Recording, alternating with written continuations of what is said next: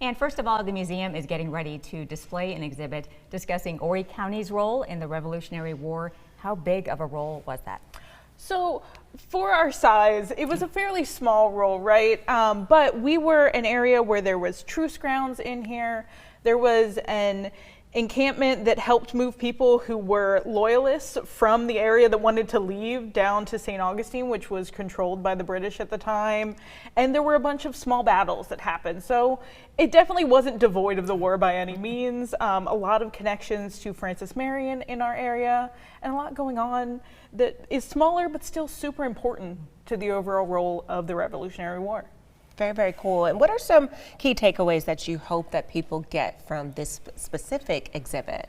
Again, we were part of it, right? Yeah. Sometimes people think, not everybody thinks Georgetown but we were actually part of Georgetown District at the time. And so there were some things that happened in our area that are marked as happening in Georgetown area that really happened in what is now Horry County. Georgetown District encompassed the whole way over past Florence, and down to Georgetown. So it was kind of a huge area there that we talk about. We have a modern map version of it to show you what it encompasses in the exhibit, and some of those different battles and important points, as well as things on just what people were wearing, what the militia looked like, what camps were like. We have all kinds of stuff there just about the Revolutionary War in general and how Horry County contributed to it. And you guys at the museum have a lot going on. So yes, for those people who love to show off those green thumbs, there's also a spring planting day coming up. What can you tell us about that? Yeah, so spring planting day is something we have every year at our L.W. Paul Living History Farm. Our farm shows what life was like for an Horry County farmer between about 1900 and 1955. Most people were tobacco farmers during that time.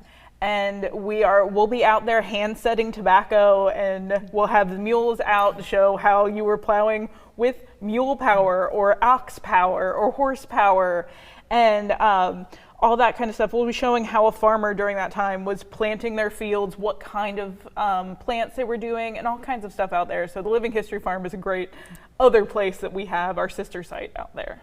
Sounds very visual too. Yes. So the museum is also teaming up with Coastal Carolina University for a series of lectures on the 250th anniversary of the Revolutionary War. What can folks expect from those lectures? Yeah, so they're going to be going through everybody basically talking about the state mostly overall, not just Horry County, but talking about how both freed and enslaved people were, and women, and everybody was involved, not just the soldiers who were fighting, right? How it affected everybody in this war. And so that will be a series throughout the year. The first one, I believe, is April 18th that we'll have. So that'll be the first of a series that are coming up. So definitely look out for those as well. All right, a lot going on. And finally, Abby, where can people go if they want more information? Yeah, so the Horry County Museum is at 805 Main Street, right downtown in Conway.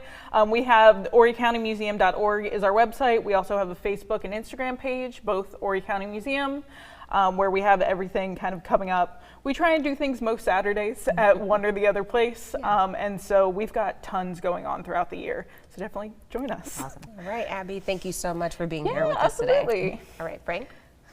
A cool day today, and it's getting cold tonight. I'll have a look at when we're going to warm up coming up next.